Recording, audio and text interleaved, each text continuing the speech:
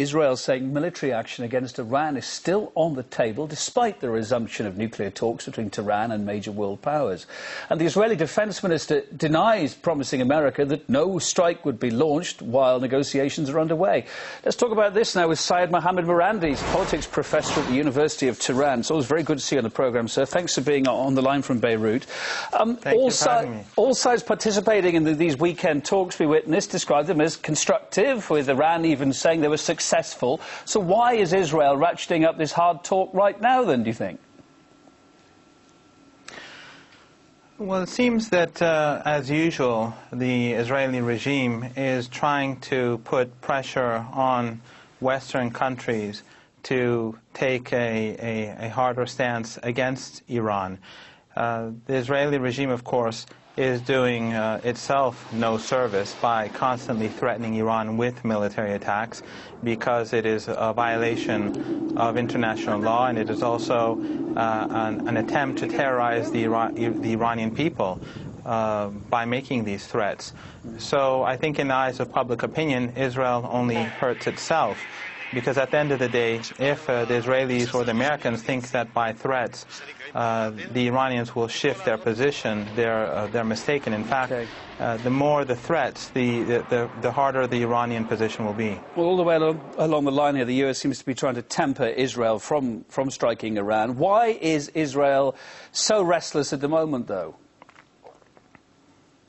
Well, it is possible that there may be some sort of breakthrough in the negotiations. It's not clear that this will be the case.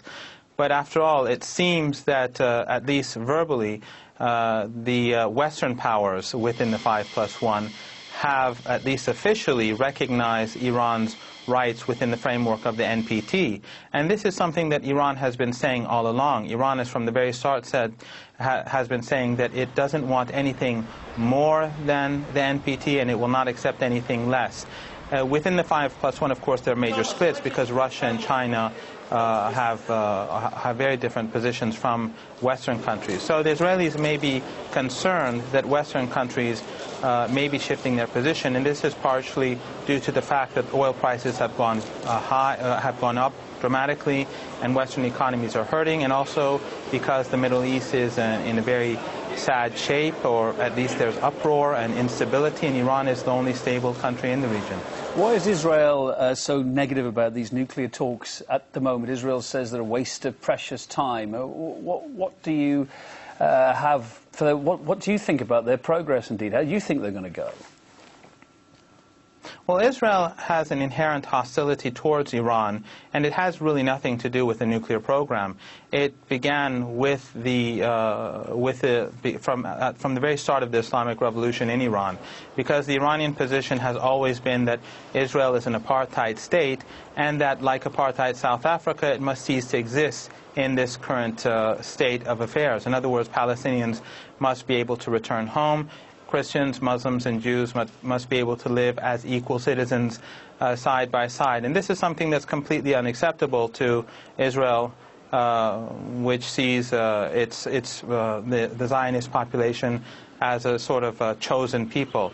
So if it's not the nuclear program, it's something else. It's the idea that Iran promotes, that Palestinians should have equal rights, that angers Israel so much. Professor, last quick question. Back to these negotiations again. Iran's foreign minister recently said his country would make concessions on its uranium enrichment in exchange for easing international sanctions. Just briefly, what concessions exactly is he talking about there? Do you know? Well, obviously, Iran is not going to give up its right to enrich uranium. But the Iranians could be more open about the IAEA visiting new sites.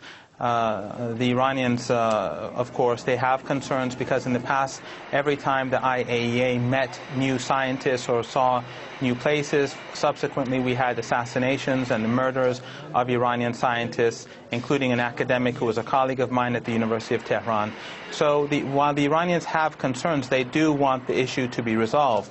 As you know, the Russians have repeatedly said that there's no evidence that Iran's nuclear nuclear program is anything but peaceful. The Americans have admitted this. The IAEA has no evidence, despite the fact that it is biased, and its head is deeply biased according to the WikiLeaks.